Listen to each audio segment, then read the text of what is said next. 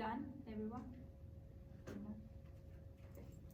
Okay, so hello everyone.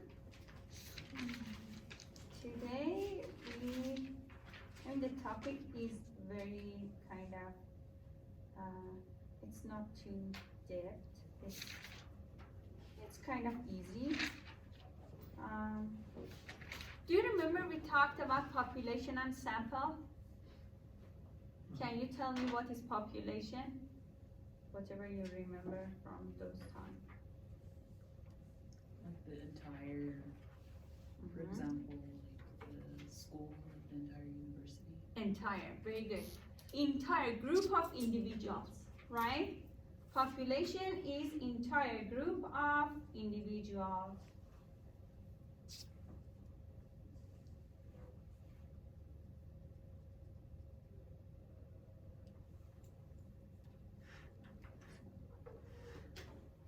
Okay, so today we are going to talk about sampling. We are going to talk about how to use sample to infer some information for population from sample. So we'll go through some of the concepts in a statistic. We know what is population. It's a group of individuals that we are interested in to get their information. But because this group of individuals is maybe very big, very vast data set, it's difficult to calculate some of the information. So that's why we get a random part of this population, and we call that sample. And we work on that sample to infer the information for the population. So sample is a small part of this population, and it's a smaller group of the population. And it's good if we choose that randomly. So the population in a statistical study is the entire group of individuals about which we want information, and then sample is a part of population from which we actually collect information. We use information from a sample to draw a conclusion about the entire population. And then we say we have some sampling design that we are going to go through today. We talk about some of the basic sampling design, what kind of samples are bad, what kind of samples are good. So it says a sampling design describes exactly how to choose a sample from the population. So remember, random sample. This way of choosing sample is the best way of choosing sample. And then the first step is planning a sample survey, is to say exactly what population we want to describe. For example, the entire group of students at UNM can be our population. So we should make sure to know what population we are working on, what individuals we are working on. And then the second step is say exactly what we want to measure, to give exact definition of our variable. Do you want to measure the average of GPA, for example? Do you want to measure the height of people? So you should exactly know what variable you are trying to measure from the population.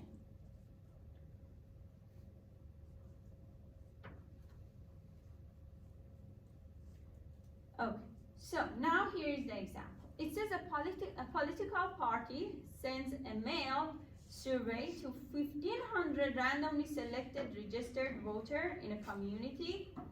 The survey asks respondents to give an opinion about the job performance of the current president. Of the 1,500 surveys sent out, 480 are returned. And these only, out of these, only 120 say they are satisfied of the president's jobs performance.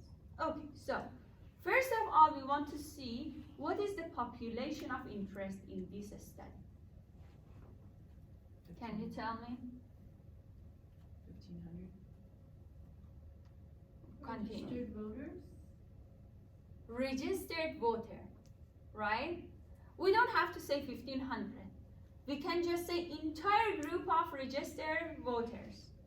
So entire group of registered voters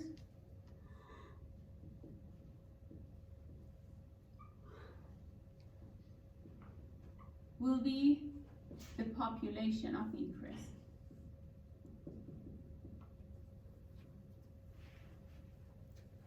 So now sample is a part of population that we have the information and we can work on this information. So based on what I just said, what do you think is the sample? 480 480, yes, very good. with the return. Yes, because we have information of only 480 registered voter. And then now if I ask you what is the sample size, what you will say? 480. And do you remember we show sample size with n? A small n. So this will be the sample size. And then when I ask you what is the sample, 480 registered voter are our sample. And the size of sample is 480. So the information that we have in our hand, and we can start working on that to make a conclusion about the whole population of all these registered voters. Okay?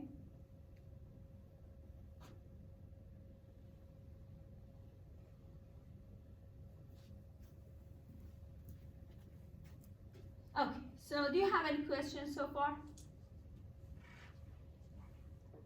So now we are going through some of the sampling designs that are not good. One of them is convenience sampling. So what is that?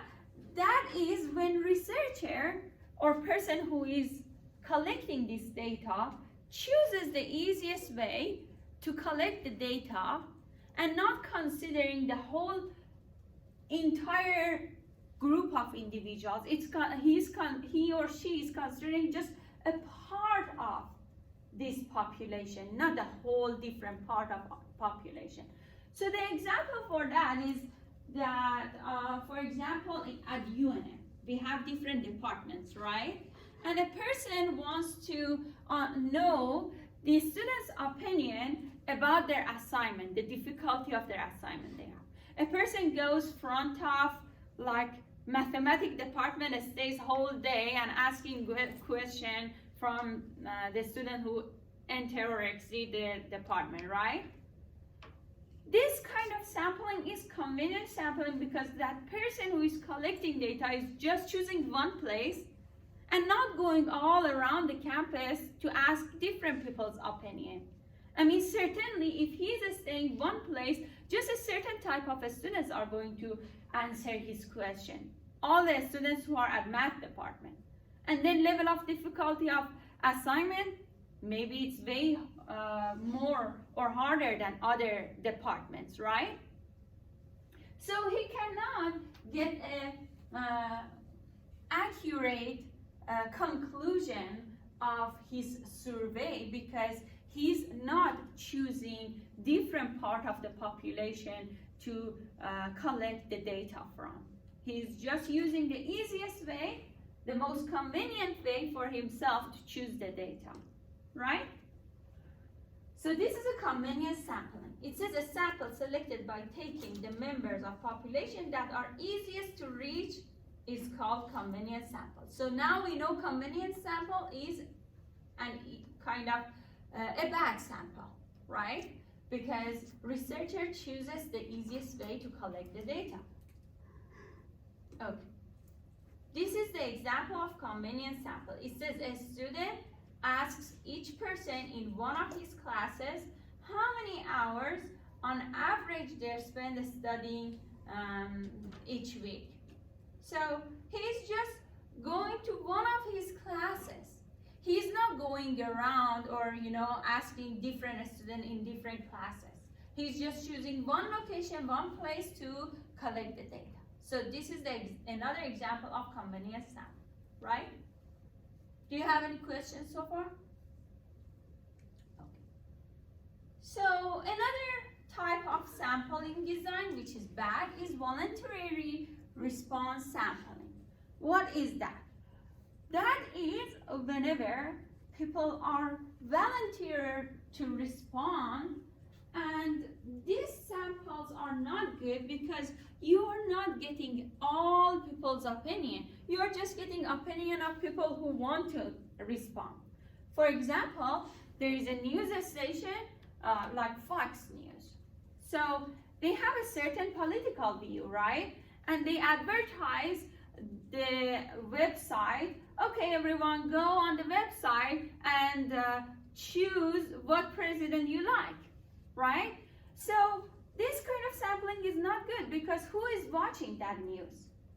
People who have a certain opinion, right? Certain political view. And those people are going to respond. The other part of population, the other US residents, they cannot respond because they are not watching that channel. They don't know even there is this kind of survey that they can, respond, right? So in this situation, not everyone's opinion is matter. It's just a certain part of population matters. So this kind of sampling is not good. This is a voluntary response sample and it's a bad sample. So a voluntary response sample consists of people who choose themselves by responding to general appeal. Voluntary response samples show bias because people with strong opinions are most likely to respond. So now based on this sentence, what do you think bias is? I think one time I talked about bias, but I'm not 100% sure. Well, based on this sentence, what do you think a closest meaning for bias? Bias is when you're specifically or going with a group of people who have a similar thought or idea to you. Okay, very good. So when you're favoring a certain group of individuals, that's bias. And bias is not good. The result of a sampling is bias when we systematically favoring a certain group of individual. And when you are favoring a certain group of individual means you're not asking other people's opinion. You're just like the conclusion is just toward a certain opinion, right? It's not randomly from all the other, kind of part of population. Okay, very good. So here, the design of a sample is biased if it systematically favors certain outcome. So that's the definition of bias. And then we have another example, actually similar to my example. It says a political pundit on TV invites her listener to text in their opinions on whether or not use of lethal force by police is justified. This is an example of voluntary response sample because a certain group of individuals are listening or watching that kind of show or what's that? Yeah, TV program. So that's why it will just favor a certain group of individuals. So the result of voluntary response sampling, the result of convenience sampling is bias, right? Do you have any questions so far? So this was easy, right? Okay. So now, what is a good sample? The sample that is chosen randomly is a good sample. When I say a sample is chosen randomly, means that we choose the individuals randomly, right? To be in our sample. Do you understand this? So when I say the sample is randomly means we are choosing the individuals randomly to be in the sample. So, random sampling, the use of chance to select a sample is the central principle of a statistical sample. And now we talk about simple random sample, SRS. And I'm sure we talked about that before. In one of these chapters, our examples were showing SRS of size something. Do you remember? And I said this is simple random sample, right? So it says a simple random sample SRS of size n consists of n individuals from the population chosen in such a way that every set of an individual has an equal chance of being the sample actually selected. So we choose the individual to be in the sample randomly, and we choose that with an equal chance. It's not like we are weighting a certain individual, choosing a certain individual.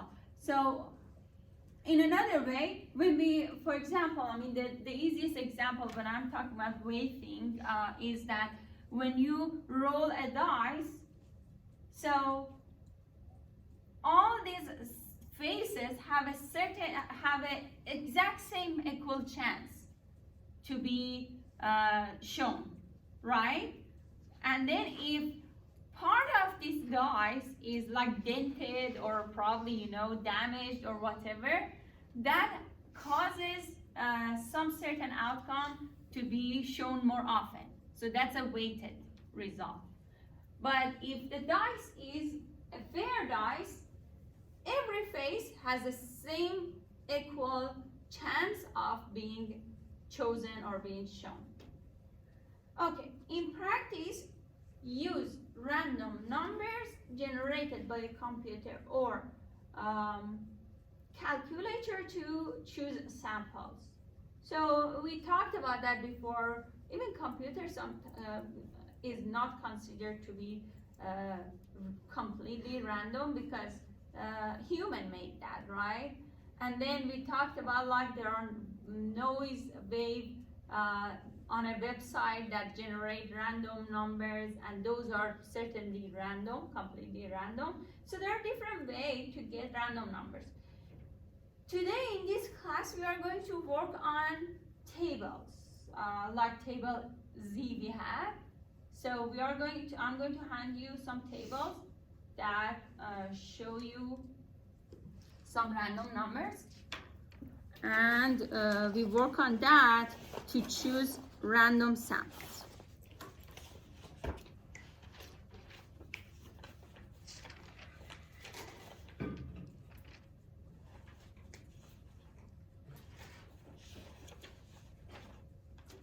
Where is it? Oh no. Oh yeah, here. Okay, so who wants this? It is on page 4, page 4, table B. Who wants this? You wanted that? Here,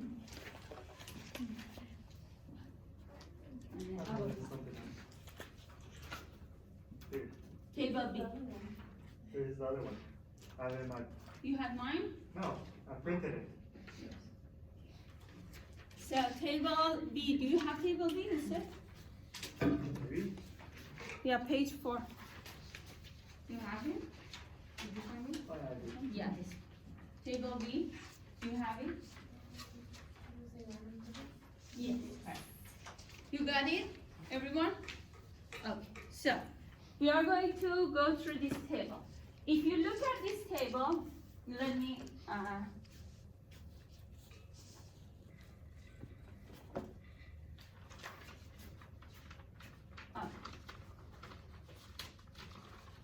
so you see all these numbers, right? There are lines from line 101 to line 150, right? So each line has some numbers, and all the numbers are from 0 to 9.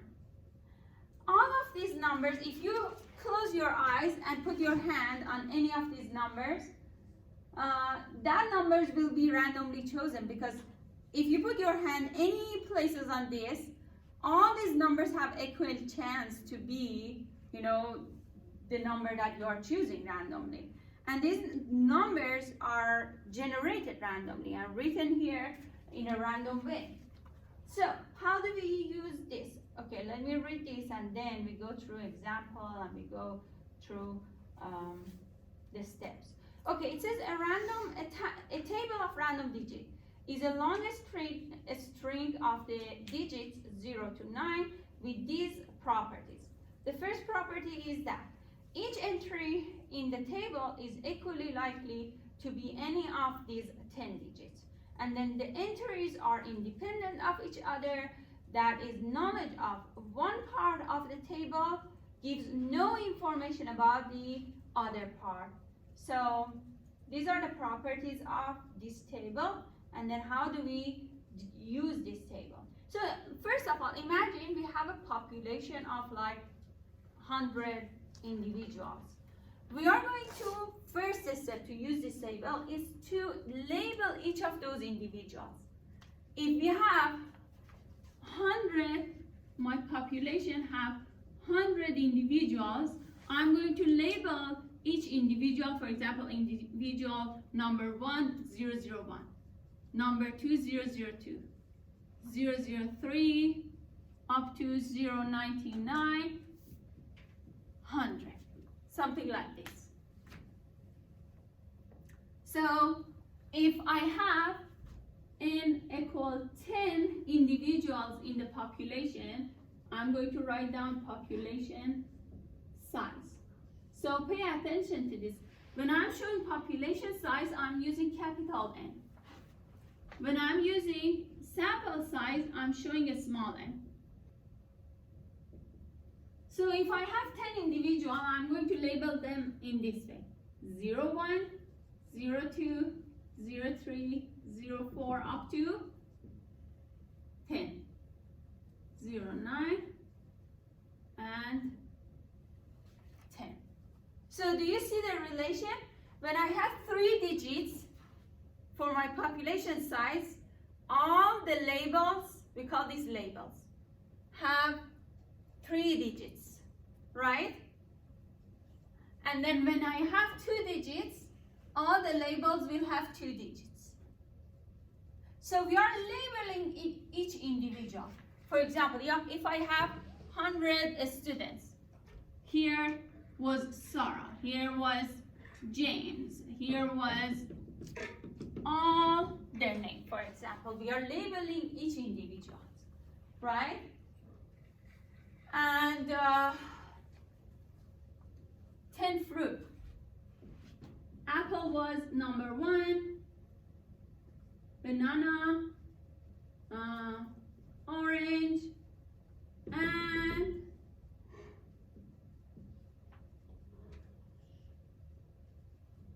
right? So, Which one did you say was capital N and sample size, a small n, population size, capital N. Okay. Right? Okay. So imagine here I have a population of 10 fruits, right? And then I want to choose any of these fruits randomly, right?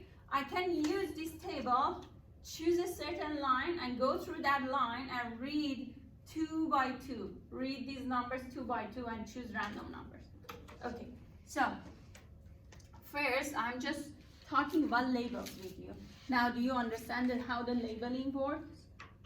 So if you have a population of like 1,000 individuals, 1,050 individuals, how many digits our labels will have? 4.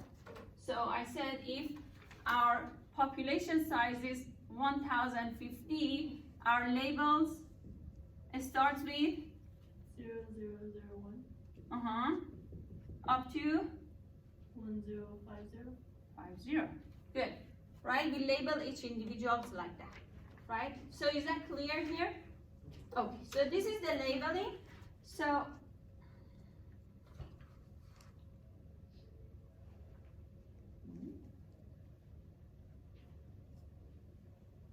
okay. So it says label. Label each individual. Give each member of the population a numerical label of the same length as population size, right? And then it says Now go to the table, read consecutive group of digits of the appropriate length of table B. Okay, so what that means we choose. So now it's the next step. We choose a line randomly. Let's say line 120, right? And then in line 120 we have 35, 47, 6, and then next one is 55, 97, 2, and then 3, 9, 4, 2, 1, all these numbers, right? So how we are going to choose our individuals randomly based on this? Okay, so let's look at this. Let's look at this. So we have population of 10 individuals, right? And I want to choose like 2 of them randomly. And I will say, let's say from line 120. That's your choice. Or in the questions, it will, tell you what line, right? So I will go to the line 120, and I will read each digit, each numbers. Where is that? Oh, okay. I read this line 2 digit by 2 digits. Why I do that? Because my population, my label length was 2 digits, right? So that's why I will read this line 2 by 2. Do you understand that? So because the labels are 2 digits, I'm going to read that 2 by 2. So I will go through this line 120. Do you see that? Are you looking at that? So the first number is 35. Do we have 35 among these? No. So we have to skip that, right? Because we don't have it. Line 120. And then the next one is 47. Do we have 47 among these? No, because these numbers are just 1 to 10, right? Do you understand what I'm doing? Reading 2 by 2. And then the next number is 65. 6 here and 5 another one. Still we don't have it. 59, 72, 39, 42, 16, 58, 50, 04. So 04 is among these, right? And 04 will be the first individuals. We don't have the name. Like if it was like, what's the other fruit? Grapes. Good. Right? So this could be the first individuals to be in sample.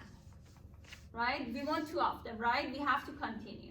So 04, we chose it. 26, 63, 54, 35, 43, 74, 21, 19, 37. We still couldn't find it, right? So what do we do? Choose another line. Another line. Go to the next line. So we continue next line. 71, 48, 70, 99, 84, 29, 07. Okay, so we found the next one to be in a sample of size 2. Right? If I wanted more, we have to continue more. So there are some rules here. When I'm finding the next one, again I encounter 04, what should I do? If among these numbers, again, I saw 04, even though I chose it, what should I do? Change lines. Just skip that. That was a good idea, but just skip that, right? Just continue, ignore that because you already chose 04, right? So if you see a repetitive number, skip that, continue reading until you reach a number that you never had, you never chosen. And until you are done with all the numbers, right? You have all the sample size. Good? Do you understand what's going on? Okay, so now here, let's say I want 3 individuals to be in sample, means sample size is n. And then you tell me what line? 140. 140. Okay. Line 140. Let's go through line 140. Okay, the first number we see is 129. Do we have 129 among these? No. Yeah. Oh no. No, this is 100. So we skip that, right? 751. Then 325. Do you understand why I'm reading 3 by 3? Because the labels are 3. 325, 813, 048. What do you think? Yes. Yes. Yes. So 048 will be the first one. Then continue. 451, 447, 232, 181. We don't have it, right? 940, 003, right? Yes. Okay, this will be the second, 003. And then continue, 600. And then 242 and 8 is there, right? I should continue reading from the next line. 896, right? Do you understand what happened? 8 is from previous line, 96 from next line, and then continue. 767, 359, 642, 382, 296, 012, right?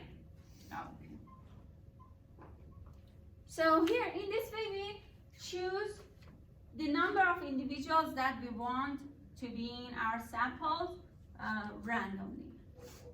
So the rule was that, first of all, label your individuals in the population as much digit you have in the population size, right? And then you will choose a line randomly and then go through the line, read the numbers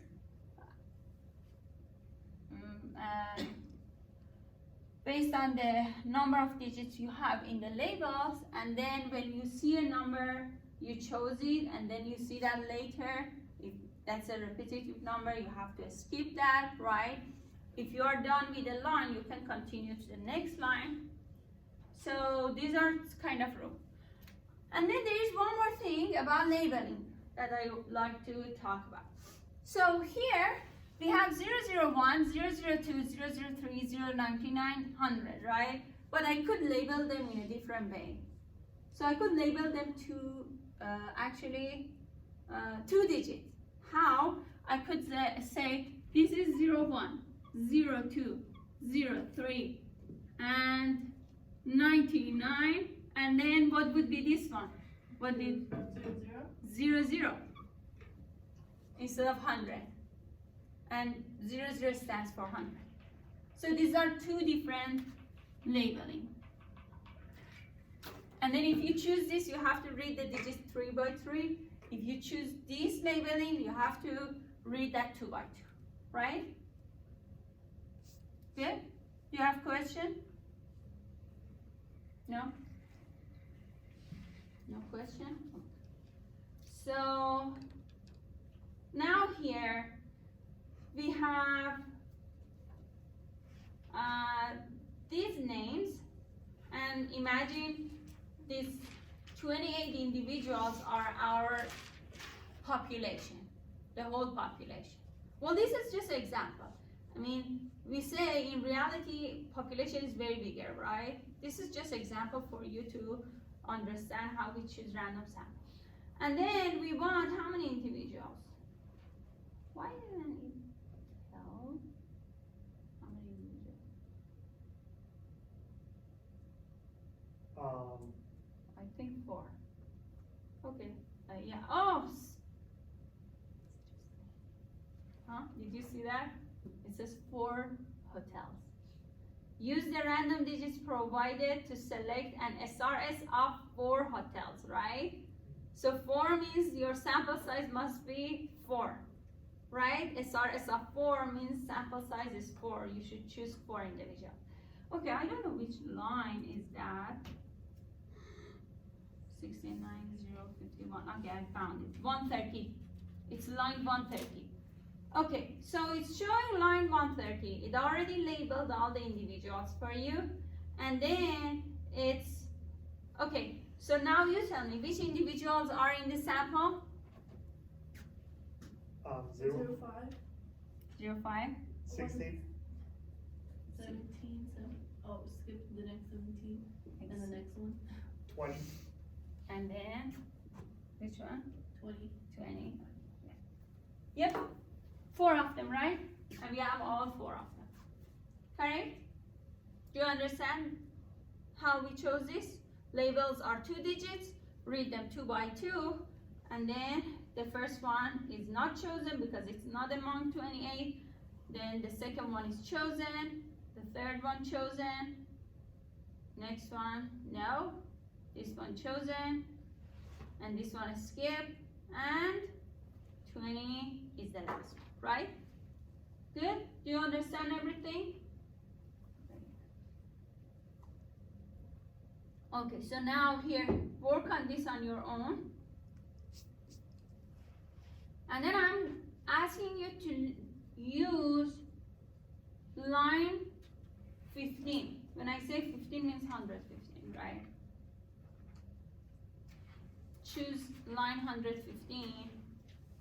And then give me three individuals that are in the sample.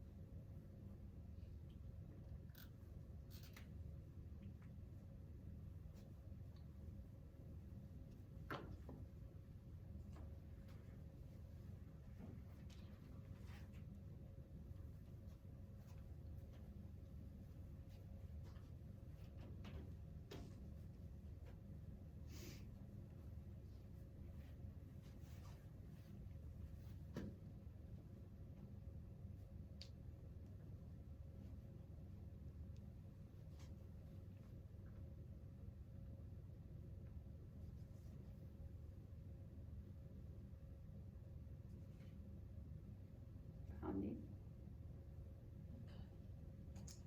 You got it. I think so.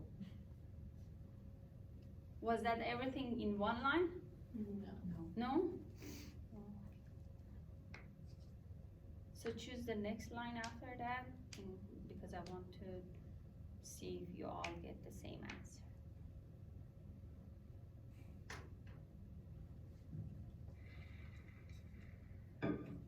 You got it? Good.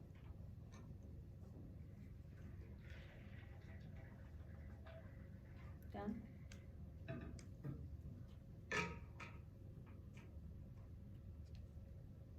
Okay, shall we go through this? Or do you have it all? Okay, all of you tell me, what is the first one? 0, 4, Next one? 0, 9, Very good. And 0, 3. 03. Oh! That was just a coincidence. I just accidentally, randomly chose 115. I even didn't pay attention how many lines there are. Okay, what's the next one? And Did this you is say 3. 3? 3 samples. Sample size of 3. Oh, really? Okay, I was the lucky one. I was in the sample. Okay, good. So, that's my last name if you forgot. Okay, so, do you have any question? This question was from 2016 when I just started, 2015, when I just started TAing at stat department. And our coordinator, every time, chose our, all TAs and instructors' name to create this question. So I was there, that's why I chose that. Okay, so do you have any question? No?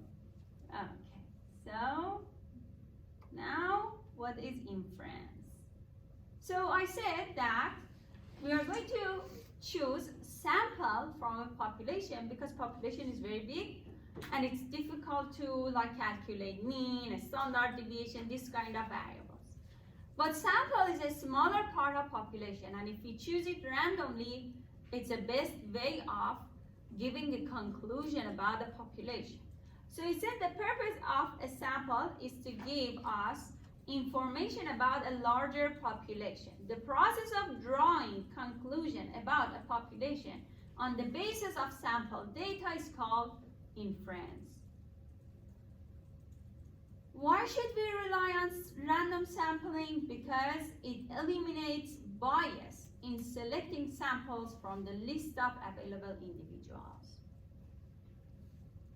Okay, so statistical inference is a very huge part of a statistic, and most of experiment analysis are using sample to infer about the bigger population. So we call that a statistical inference. Okay, so we are almost done with this chapter. We just go through one last sampling design, which is a good sampling design for a very huge population. Like when they do voting and they want to infer and see, okay, what will be the projection, what will be the predicted outcome of the election, they will do something like a stratified sampling design.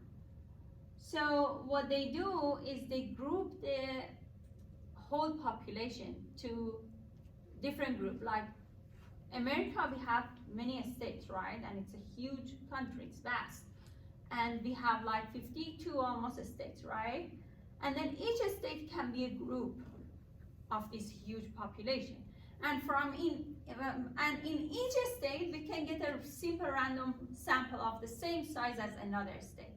So from each state, they will get, for example, a simple random sample of 1,000 individuals or 100 individuals. And then they will calculate the information for each of these part of population in the state, and then they will make a conclusion about the whole population. So it says one common alternative to an SRS involves sampling important groups called a strata, importing groups, called a strata within the population separately. These subsamples are combined to form one stratified random sample. And then to select a stratified random sample, first classify the population into groups of similar individuals called a strata. So in our case, the example I said, each state will be a strata. And then choose a separate SRS in each stratum and combine these SRS to form a full sample. Okay, so this was actually we have another one. Okay, under coverage, okay. So when we are taking samples, random samples even, sometimes we face some difficulties. For example, or error, you can call that. For example, under coverage, even, if I want to explain based on the previous example, imagine they are taking a sample from each state and then all of a sudden they forget one of these states. And in that case, we have under coverage, means you didn't cover one part of this population. So under coverage is not good because it causes biasness, because you're missing one part of the population. And then the other one is non-response. And non-response occurs when people don't answer the questions or don't participate in the study. They don't answer the questions properly, or they refuse to participate. So that will be the non-response. Both of them are not good for sampling. We have to prevent that or find another way to, what is that? get our sample in a proper way. Okay, do you have any question? So that's it. This chapter was very brief. We didn't have that much. Probably I could cover 2 chapters today, but last time I took like 3 minutes of your time, and this time I said I have to give you a break. Okay, do you have questions? Is there any? No? Do you want to go home? Well, I think you have other classes, you're not going to go home, right? Okay, so we are done today, for today. Any question? Anything? Nope. From previous lectures? Nothing? Okay, so I will let you go. Have fun. Take care. And we'll see you next week, Tuesday, right?